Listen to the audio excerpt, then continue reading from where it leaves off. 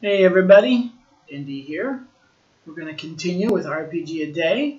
Today's question, number 9, is what is a good RPG to play for about 10 sessions? But before I get into that, first, as you can see, I'm recording at work again on my laptop. I apologize for the slightly lesser quality of recording. The mic's less and some of the same setup is just not the same.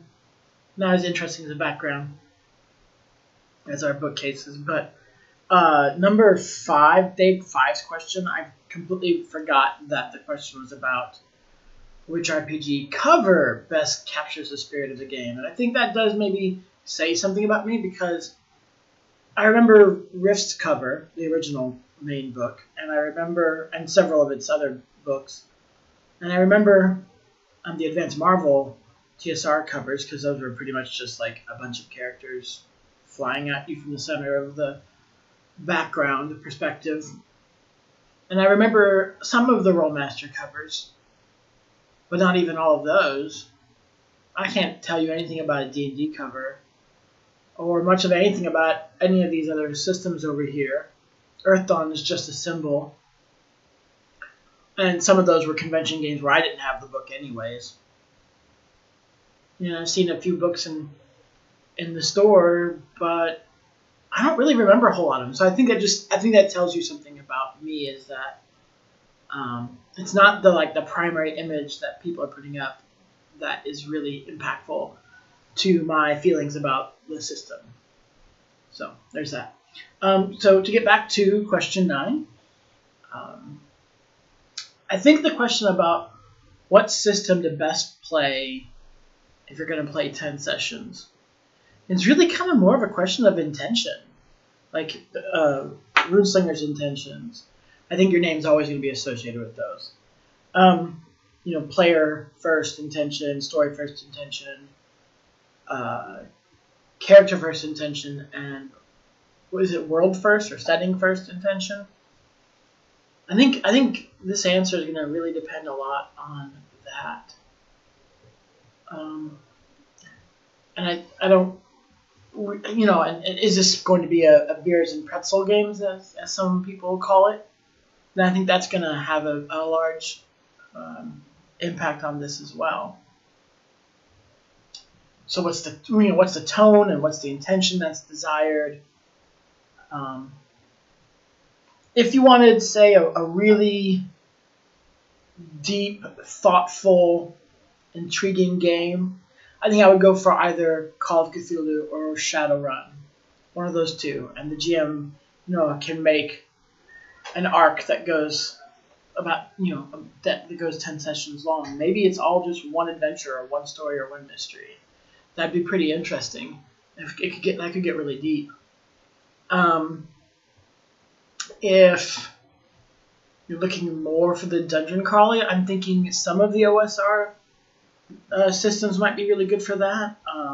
I think the key there is that it needs to be something where character creation is simple, and as you level through the adventure, assuming that you do, that you aren't constantly trying to pick up an understanding of new abilities. I think that's something that you probably don't want to invest in for just a simple 10-session game. I think easily understanding what your character can do and getting into it really easy, and not adding it.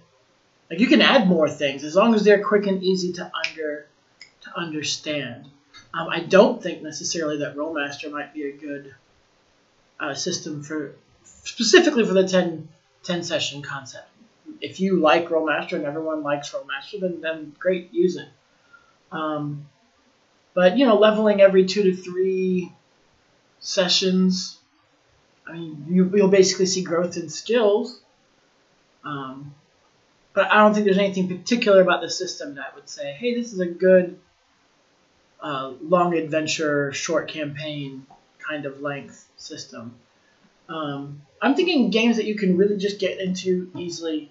Maybe they have some amount of pre-genning to it. I think a TSR Marvel Advanced would be a decent system if that's what you want. If you want a comic book simulation, not a superpower simulation, but a comic book simulation, then TSR Marvel would be a good system for just 10 sessions. I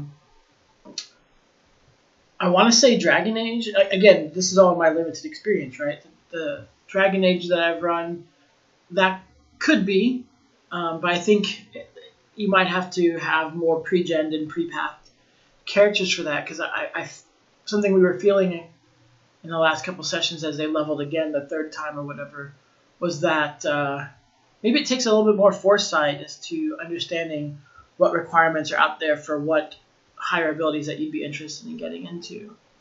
So just making up a character, while easy, maybe there'd be an ability that you could get before the end of the 10 sessions had you only known how to get there. So maybe that takes a little bit of more foreknowledge, or having a GM prep certain kinds of tracks. Those are my ideas for question 9 today. What are your thoughts? I'm looking forward to hearing what other people say about systems to play for 10 sessions. Not that I'm anywhere near caught up. I'm still on day 4 of listening to people's recordings. Gosh. So, I'll talk to you guys later, and I might record day 10 right now. But give me your comments, share your information, share your responses, and I'll talk to you later.